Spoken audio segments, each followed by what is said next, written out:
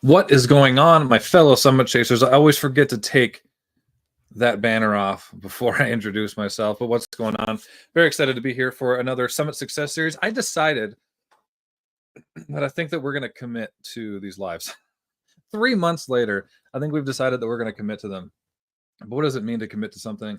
I think it means to set up the processes, to take the time to set it up for long-term success. So I think that's what we're going to do. Just kind of decided that. And Adrina is going to be joining me for today. I see her backstage. She's always nervous when I do these lives. Her and our business partner, one of our business partners, they always say that they're watching, and they, as I start to speak, as I start to maybe dive into a subject that could potentially be edgy, misconstrued, whatever it is, they get nervous, and I'm excited to keep doing that. I'm excited to keep doing that. But anyways, again, very excited to be here. But we are going to start making this a little bit more, I don't say professional, but we're gonna dive in and make it a little bit more streamlined. We do have a lot of good guests that are lined up, particularly for all of them really, but particularly for the Summit Coffee Club. That one is kind of the fan favorite. That felt pretty good saying fan favorite. It was very, I don't know, it was almost too insinuating, but it is a fan favorite. Everybody loves the Summit Coffee Club. We have some amazing guests that are coming on the Summit Coffee Club. Really, we're booked with guests up until December. I think we even have some guests booked in December. So that's really cool. Very, very excited about that. But a few reminders. So tomorrow, this isn't really a reminder. This is more of an announcement. Tomorrow, we are going live with 4 of the speakers that are going to be speaking, or their panelists for the Young Professionals Leadership Summit. So we're going to be going live tomorrow at 2 p.m. Mountain Standard Time. You're going to get to meet some of them and really see why we're so excited that they are speaking at our event. But if you haven't got your tickets yet, there's still time to get some tickets. You can go to yplsummit.com to get your tickets for the Young Professionals Leadership Summit. That's October 19th. In Toronto, Ontario. So show up live tomorrow at 2 p.m. Mountain Standard Time so you can meet some of the speakers, ask them questions. We're going to run through some case studies and some questions that were already sent in by some of the individuals who are going to be attending the event. So we're very excited to do that and let you guys kind of see what you're in for and why we're so excited about them. The other one is the challenge, our 5-day strategy core challenge. We're down to 1 spot left for the October 22nd cohort. Very excited. We have our group, so we have a community that we've developed as well, that once you've signed up for the challenge, you get put into that community with a lot of other business owners to network. We're going to do monthly Q&As and case studies and masterminds. We have some experts that are experts in their field, so from VCs, mergers and acquisitions, sales, marketing professionals, and true experts in their specific discipline. We wouldn't bring anybody in if we didn't believe in what they were saying and didn't have the acumen to back it up. And most of them are people who've been on the podcast before. So you get to go and check them out a little bit beforehand and see how they, on some of the interviews that we've done with them. But we're very excited about that. So we have 1 spot left. So if you want to get clarity, if you want to identify where you should be allocating your resources, how you should be making strategic decisions, if you're done being stuck on the hamster wheel, not getting anywhere, throwing spaghetti against the wall and hoping that something sticks, this is for you. 5-day strategy core challenge is going to be 5 days, Tuesday to Friday. I know it's not 5 days. Stick with me. Tuesday to Friday at 5 p.m. Mountain Standard Time. And then Saturday, the final day, will be at 8 a.m. Mountain Standard Time. The sessions are going to be about an hour to an hour and a half. We're keeping the sessions to only 10 people because we want it to be intimate. We want you to be able to, we want to be able to challenge you. It's going to be me and our partner, Paco. They're going to be running it. Adrina will be on there as well, making sure that everybody is where they need to be. We're going to be challenging you. I know it's in a challenge. Ooh, surprise. We're going to be challenging you. But we're going to be challenging your perceptions on your business. What makes it successful? I've been talking a lot today. Let me try that again. What makes it successful? That helped. Go slower, Zach. What makes it successful? I'm still struggling. What some weaknesses are, identify some threats, identify opportunities, identify the market that you're in, that you're competing in. Are you competing in the right market? What type of market environment are you in? And how do you identify that? And then how do you utilize that information to create a strategy, a way forward, a clear path forward that is going to set you up for success long term? And then teach you how to keep creating the strategy core as things change, as you grow, because it's going to change as you grow. The landscape grows. Things move so fast in today's world. But it's 5 days to clarity and a clear way forward for your business. It is probably is I'm the most excited about this. Adrena can attest. I've been working, me and the team, us and the team have been working diligently on this, and it's stuff that we have done with whether it's in our own business or with clients already, and this is something that we're like, we could make this one of the most valuable challenges out there. I've been involved in a lot of challenges and workshops. I've seen what works, what doesn't work, what I like, what I don't like, what I got the most out of, what I didn't, and we're putting it all together to make probably the most valuable 5 days that you will, I won't say ever invest in, but it'll be up there. So very excited about that. I'll get Adrena to put the link in the comment section eventually. I just made her nervous, I can tell. You don't have to do it right now because I'm about to introduce you. Everybody already knows you, but I'm going to introduce you. But today we're going to talk about affirmations. I know the affirmations are fluffy and blah blah blah blah blah, but we're going to talk about these types of exercises: affirmative exercises, vision boards, positive self-talk, listening to, I don't listen, not affirmations, but I mean, is it affirmations? I'm going to talk to you like you're already here, even though I'm just going to see your head nod. I'm gonna bring you on. I'm gonna bring you on because I don't know what they are. The things that you listen to every morning. What are those things that you listen to every morning? They're affirmations. Those are just affirmations. Okay. Well, I Yeah, thought it's a affirmations were the mixture. things that you. Go ahead. Well, yeah, it's a mixture. So I'll use a meditation app, and so most of the meditations that I can at least follow along for now are all guided, which means that they're going to build in typically like a little bit of affirmations along the way, and you can kind of repeat them to yourself as they guide you through the meditation. So it's a combo of meditation and affirmations. Sorry, my hair's meditation would be. There we go. Your hair looks fine. Meditation, affirmations, vision boards. What else is there? What other examples of that kind of stuff is there? There's a ton of them. I think those There's are like different variations. Visualization. Visualization. Yeah. Yeah. Those are all, I would say, things that should be used together to get the most out of manifestation, if you want to go there. Manifest. That's the word I've been looking for the last 8.5 minutes. Manifestation. Yep. But how important is all that stuff? Because you recently started, and I could tell a difference. But I want to let you tell them. When you started doing that stuff, you started doing the affirmations and the meditations and stuff in the morning, and like you would put stuff on your phone, like reminders and stuff on your phone. But how important is that stuff, and how much of a difference had it made? I think I personally think that it's very important, but I also think that it's different for everybody. Like, I'm not going to say that you can't be incredibly successful and not do those things. Like, that's absolutely possible. I think it really depends on the type of person and what works for you, as far as like what's going to motivate you, what's going to keep you on track, what's going to keep you really honed in and focused on what it is that you're trying to achieve. I have noticed a huge difference just with my own mindset. And I was actually I'm actually so annoyed. I was on a 30-day streak with meditating for literally 30 days every single morning. And then sometimes I started incorporating a nighttime one. But when I got sick, I broke that streak. So I'm now picking it back up. I think I'm back on day 3. But I noticed a huge difference after a few weeks of it just helping me to focus in on the things that were going right rather than things that were not. And I think that that's a huge game changer, especially when you're facing some stressful things. It can be really helpful to have that positive reminder and those affirmations that like, you've got this, you're good. Keep focusing on all the amazing things that are happening and get you out of that like gap mindset. Ooh, gap mindset. You had to bring that in there. That's a great book. What's the name of it again? It's a Dan Sullivan book. Gap to Gain. Yeah. It's a great book. It's really, Dan Sullivan's he has great stuff. His co-writer is really good too. But yeah, it's a tool, like those affirmations and these meditations and visualizations. I'm struggling today. Give me a second. Oh, perfect. Coffee. Visualizations, they're tools. And I always bring this up because I just thought it was so, at the time I thought it was bizarre. And then I gave it some time and I kind of understood. When I went to, and like those of you that know, like the individuals like the Patrick Bet-Davids, and like I would put, I guess he'd be kind of like The Rock, or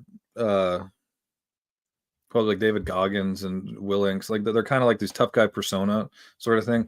When I went to his event, the first one I went to, the Vault, he was really big on making vision boards, and he even Mhm. got his sons to do it. And his sons were 10, 11, something like that at the time. But getting them to do these vision boards, and like that being what I don't agree with is that like that's not a strategy. Like setting these goals and that kind of stuff is not, No. it's not a strategy. But the importance of it, and emphasizing the importance of it, and the difference that it can make, like having these things always in front of you, because we are what we consume the most of. So if we're, let's say, percentage wise, we're on our phone scrolling through idiots on social media, for lack of a better word. Um, Although some of them are smart, they're just whatever. They don't add to society really. Um, you're scrolling through it, and that like that's what you're consuming. You're consuming the ridiculousness that has nothing to do with what you want to achieve. So if that's all you're consuming, then like that's not going to serve you. It's going to pull you away. But if you can increase the percentage of what you're consuming to things that you want, that do serve you, that do motivate you, that do put you in that right mindset, I mean, it has to, like just biologically, it has to Yeah. enhance your performance and your mood in some capacity, at least, right? Yeah, and I think where some people can potentially go wrong with it is they hear like, "Oh, I just need to do affirmations and I'm gonna be successful. I just need to make the vision board and I'm gonna be successful." But it's like those things without action are not gonna do it, right? You have to take the action, and I think what you said is really a big part of why it works so well is because it's what you're consuming, it's what you're focusing Mm, on, it's what you're paying attention to. So like right now, the background on my phone is like little reminders of things that I want to like make sure I'm staying in alignment with and constantly moving towards my goals. And so when I look every time I look at my phone, it's like, okay, they're right there in front of me. And the more that you are seeing these things that you're wanting to achieve or that you're working on, you're right. naturally going to start to do the things that will help you achieve it because it's what you're thinking about the most. So, yeah, I Yeah. think it's just like that top of mind aspect of it that makes it really helpful. Yeah. Well, there's a biological reasoning, but of why it is so important, or why it is so valuable to look at and fill your mind up with more positive things than negative things. Because negative things, they're stress inducing. They literally secrete more stress hormones. And if you were to look at ingest positive uh, positive information, you're going to have more serotonin. Little more a more regulated hits of dopamine. And when you're in that state, when there's more serotonin and the right amount of dopamine, you're more creative.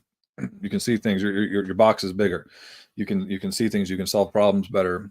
You have a more positive outlook on outcomes, which that is part of what makes you more creative. But if you're always looking at negative or thinking about negative things or consuming things that don't favor you, and then you're like, crap, I haven't got anything done. I've been scrolling on TikTok for 4 hours. I haven't got anything done. Like you're just gonna be a stress case. Like let alone just the in like you weren't productive, let alone just not being productive. Now, when you are productive, you're stressed. You're making more short-sighted decisions. So it is very important. It's not the only thing. To your point, it's not the thing that's going to get you out. And it's interesting if you look at the history of like where a lot of those like self-help books came from. They started out, it has like a very religious connotation to it. Like that's the foundation of it. It was very religious. And then over time it like slowly morphed into this like self-help, self-empowerment thing, which again is important. And these affirmations can work for reasons we just said, but it's not like you're not going to read a Tony Robbins book, then all of a sudden fill your bank Right. account. That'd be Right. cool. That would be very cool. Yeah. And Read like a you're lot of not good just people. gonna use affirmate if you just again, it's for me, it's affirmations plus action or visualization plus action, vision boarding plus action. It's all of those things together. But again, it's about just constantly having these things top of mind for you that allows you Mhm. to then if they're top of mind, that's what you're going to put your energy towards. That's what you're Yeah. going to focus on. That's what you're going to be doing every single day is making sure that you're actively moving in alignment towards those things that are right in front of you. So, Yeah. Yeah, it's those things plus like coherent actions. Because some people will just think action, okay, just do stuff, busy mm, work. I'm always busy. I'm always stressed out. It has to be like each action has to leverage into the next one. Like it has to mhm, be coherent. Like this, the thing I'm doing right now has to like habit stack, skill stack, whatever it is, into the next thing I want to achieve, which then leads into the bigger, grander goal that I want to achieve. Like if you're somebody who wants to start a tech business, and then you read a Tony Robbins book, or I'm picking on Tony. He has some good stuff. I don't know. He's just the first name that came to mind. You read a Tony Robbins book, and he motivates you. The book motivates you into action, and then you just start doing random shit. You're just going to be spinning in a hamster wheel, as opposed to, okay, if I want to start a business, what's the first thing I need to learn? Probably let's learn the industry that I want to get into. Let's learn the ins and outs of it. Where are the gaps? What are some skills that I could use? If I don't have them, how can I gain them? Or if I can't gain them quick enough, how can I find somebody who can? And like the actions that you take need to be coherent. They can't just be, like I said at the beginning, you can't just throw spaghetti against the wall. You should join the 5-day strategy core challenge. Shameless plug. Very shameless, especially with you on here, because we're summit days. That's funny. What do you what is something that, like, what are some commitments? I'm going to put you on the spot right now, and you're going to get, I have to be careful because you can literally just get me in trouble right after this. What are some commitments that you're going to make? Because you said that you were good for 30 days. You're also sick for a few days. And then you took some days off. What are your commitments to yourself? You're not to commit to anybody else, but what are your commitments to yourself to start either getting back on it or improving what you were doing before, when it came to like putting yourself in that good headspace and doing your affirmations and setting yourself up for like a more productive success? Although you have been I have to be careful when I ask you these kind of questions, but I'm gonna stay there. If my foot's in my mouth, it is what it is. No, so I already have picked up my streak again. So I think I'm on day 3 now of re-listening to the meditations that I do in the morning. So that's like, for sure, my morning routine has become actually one of my favorite things. So that's what I kind of need to recommit to. While still I've been trying to feel better, so I haven't been getting up as early, but my goal and what I'm going to start doing again is like 6:30 wake ups. My favorite thing has been to like make a tea, and then I will do my meditation. And then, why are you laughing? And then I'll read. Yeah, I'll make a cup of tea in the morning and then do my meditation, and then I will read. And that is like, I love fiction typically, but my morning time is where I've been putting the work in on those more like business development books. And so that is my commitment, I would say, is that morning routine has become so amazing. And I'll add in another thing that I now on day 2 of it is getting outside to walk, because I think being outside is so important. And I and you both, we've been hermits. Excuse me. She's still getting over her cold. We've been hermits and like so in go mode that I really want to prioritize like getting outside and clearing my head for a bit. And while I've been on my walks, it's been amazing because I've been listening to podcasts that are like business focused and things like that. And that is really helpful, where it's like you're getting your break, you're outside, you're with the dogs, and you're also able to learn at the same time. So those are going to be my 2 things: morning routines and walk. Yeah, we have been in go mode for a little while now. Just things have kind of been taken off in a good way. But we need to, I guess, kind of practice what we preach in some ways. Like, we're in go mode, but we still need to take care of ourselves. Yeah. Right. And it can feel good. And when you're in go mode, because things are moving and you feel productive and you're seeing results and that kind of stuff. The problem is if you don't identify when you need to either pull back or start implementing some like foundational things, like going for like taking care of yourself, going for walks, the affirmations, that kind of stuff, you do hit a wall. And unfortunately, if you wait until you hit the wall, it's harder to come back. It's harder to get that momentum back. Right. It's very difficult. It's easier to keep momentum going. That's literally like what it is. It's easier to keep it going, even if it slow it down. It's easier to keep it going than for it to stop and then start again. Yeah. So it's like this go hard, stop. And that's one thing I needed to learn. I learned that the hard way when I was an athlete, because I would train all the time. I would go hard all the time, and I wouldn't take as many rests as maybe I should have. And then I'd get hurt, and then I'd be off for a long time. So that momentum would completely stop rather than slow it down. Right. So that's something, I mean, that goes with anything. If you want to be a high performer in anything, which starting a business, an athlete, anything, there needs to be that kind of balance ish. Yeah. And the balance is, what do I need to do to be optimal for longer? Because that's really the difference between whether it's, again, athlete, business, whatever, or moving up the corporate ladder. It's whoever's the most productive, the longest, whoever's the most consistent. It's not who can Yeah. go for the shortest sprints, who's the fastest in a short little sprints. It's who can do it the longest consistently.